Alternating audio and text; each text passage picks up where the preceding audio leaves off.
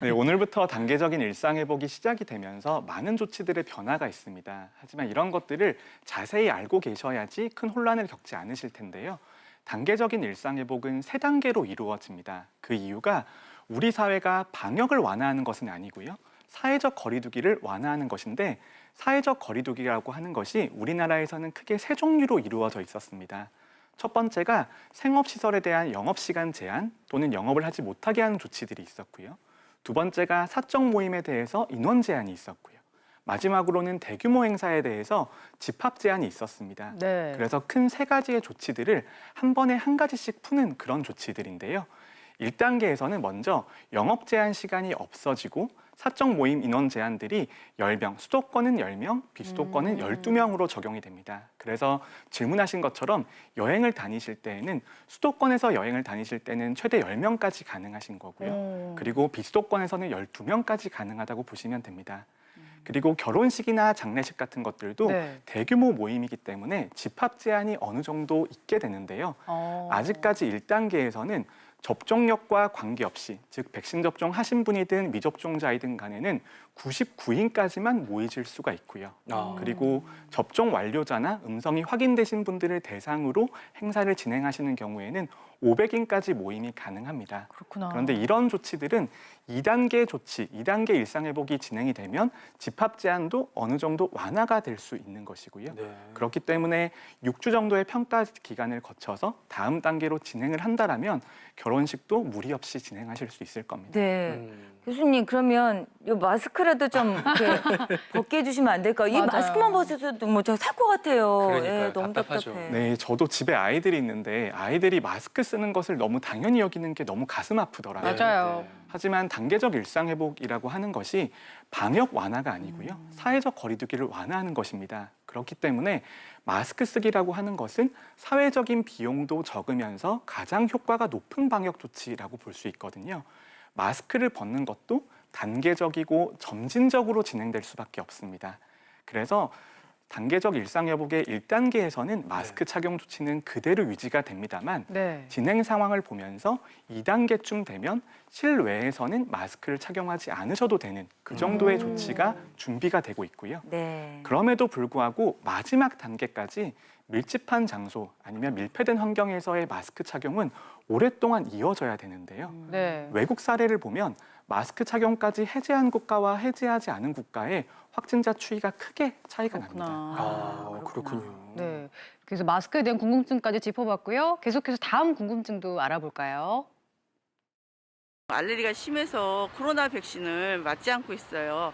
집단 면역이 생길 때까지 그냥 기다리라고요. 근데 백신 패스가 도입되면 백신 맞지 않는 저 같은 사람한테 역차별이 많이 들어온다 그러는데 정말일까요?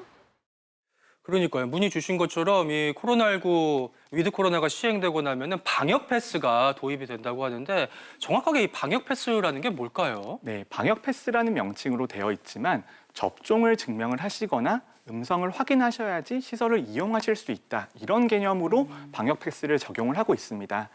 하지만 방역 패스라고 하는 것이 다른 나라에서는 백신 접종률을 높이기 위한 수단으로 사용되었기 때문에 사회의 많은 공간에서 이런 방역 패스들이 적용이 되었었거든요.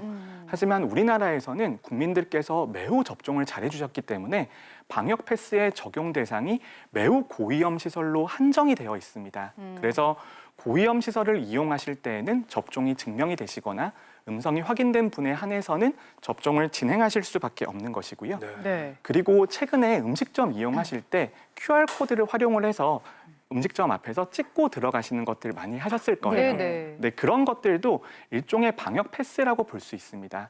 앞으로의 방역 패스도 질병관리청 앱이라든지 아니면 SNS에 연동된 여러 가지 QR코드 같은 것들을 통해서 접종 증명을 확인하시고 이용을 하시면 되고요. 그리고 접종을 하지 않으신 분들도 48시간 이내에 PCR 음성 확인서가 있으시다라면 백신 접종하신 분과 동일한 혜택을 누리실 수가 있습니다. 그리고 아까 이제 질문하신 분께서는 저는 꼭 접종을 하셨으면 좋겠지만 의학적인 사유로 부득이하게 접종을 못 하시는 분들은 전문의의 소견서를 지참할 경우에는 백신 패스 적용 대상, 방역 패스의 적용 대상에서 해제가 되실 수가 있고요. 그리고 18세 이하의 소아청소년도 방역 패스의 적용 대상에서는 제외가 되게 됩니다.